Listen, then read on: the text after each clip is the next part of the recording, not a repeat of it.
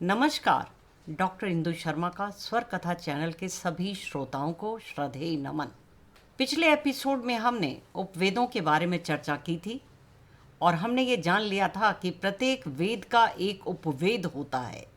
आज हम वेदांग के बारे में चर्चा करेंगे। मैं अपने सम्मानित श्रोताओं को सूचित करना चाहती हूँ कि वैदिक साहित्य श्रुति और स्मृति इन दोनों का एक संयोजन है। श्रुति वह भाग है जिसका प्रकट होना माना जाता है। यह 4 वेदों अर्थात ऋग्वेद, यजुर्वेद, सामवेद और अथर्ववेद का निर्माण करता है। स्मृति के नाम से जानने वाला दूसरा भाग उपवेद और वेदांग जैसे कंठस्थ साहित्य को दर्शाता है। शिक्षा, छंद, व्याकरण, निरुक्त, ज्योतिष और कल्प नामक 6 वेदांग हैं। शिक्षा ध्वन्यात्मक व्याकरण, व्याकरण छंद, छंद निरुक्त, व्युत्पत्ति, कल्प अनुष्ठान, ज्योतिष, खगोल विज्ञान। तो आइए हम ये समझने का प्रयास करें कि वेदों की ये 6 अंग हमें क्या दर्शाते हैं। शिक्षा वेदों का प्रथम अंग है। चाहे कोई भी भाषा बोली जा रही हो, वाणी में ध्वन्यात्मकता बहुत ही महत्वपूर्ण है। वैदिक साहित्य में इसका बहुत महत्व है क्योंकि थोड़े से बदलाव से पूर्ण परिवर्तन हो सकता है और इसका उद्देश्य ध्वन्यात्मक के सिद्धांतों के अनुसार वाणी में सही उच्चारण और शुद्धता प्राप्त करना है। यह मात्राओं, वर्तनी, ध्वनि के उच्चारण, उसके पिच, प्रत्येक शब्द के उच्चारण की अवधि आदि के सही उपयोग पर जोर देता है। मुख्य ध्यान शुद्धता पर है। दूसरा भाग व्याकरण या व्याकरणम है। व्याकरण संस्कृत भाषा में व्याकरण और भाषाई विश्लेषण का अध्ययन है। व्याकरण ने यह सुनिश्चित करने की मदद की है कि हिंदू धर्म के वैदिक ग्रंथ और शब्द ब्राह्मण शब्दों के माध्यम से आध्यात्मिक सत्य की व्याख्या का संदेश वैदिक ऋषियों के पास था। उनके प्रयासों से साकार होकर प्राचीन रूप में सभी के लिए उपलब्ध रहता था। व्याकरण के प्रमुख प्रवर्तक ऋषि पाणिनि एवं वररुचि थे। तीसरा भाग छंदस है। यह संस्कृत में काव्य छंदों और छंदों का अध्ययन है। अध्ययन में किए गए मीटरों को चंदा भी कहा जाता है।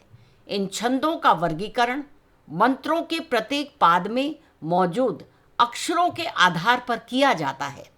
7 प्रमुख वैदिक छंद हैं अर्थात गायत्री, उष्णक, अनुष्ठुप, बृहति, पंक्ति, त्रिष्ठुप और जगति। वेदों में कई छंदों का उपयोग किया जाता है। मुख्य रूप से वेदों में 7 छंदों का उपयोग किया जाता है और वे हैं गायत्री।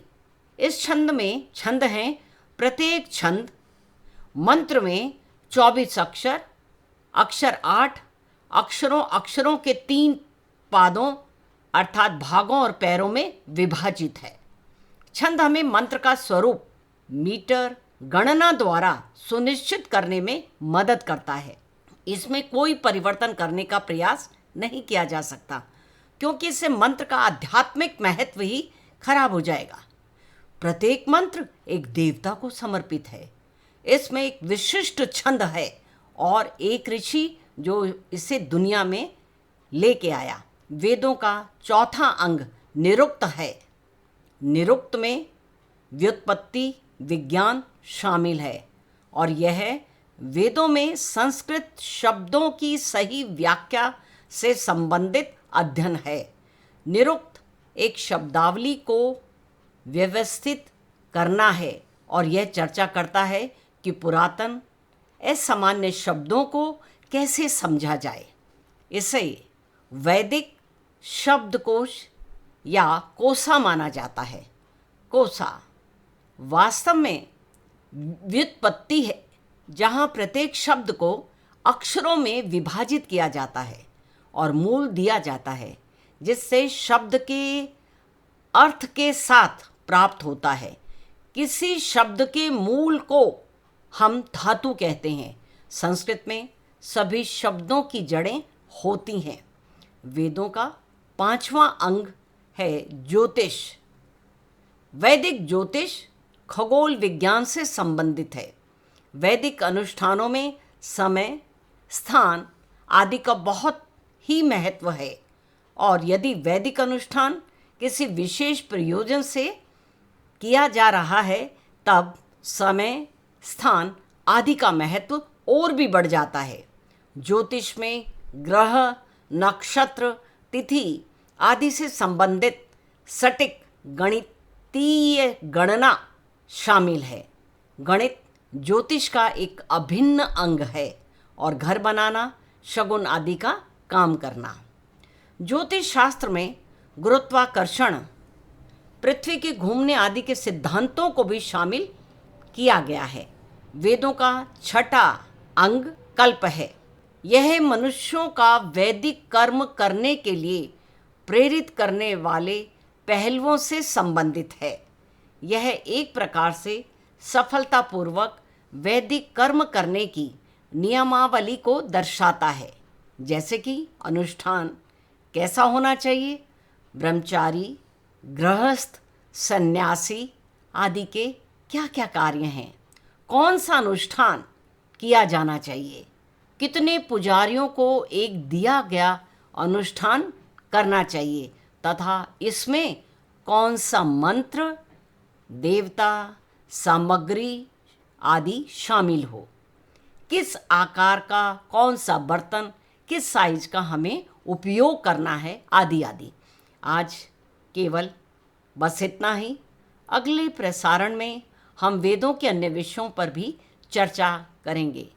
तो आपसे अनुरोध है, कृपया यदि आपने स्वर कथा चैनल को सब्सक्राइब नहीं किया तो ज्ञान के इस प्रकाश को आलोकित करने के लिए आपका सब्सक्रिप्शन बहुत ज़रूरी है। इसी के साथ शब्दों को विराम देती हुई मैं आप सभी का अतिशय धन्यवाद एक बार पुनः करती हूँ। धन्यवाद।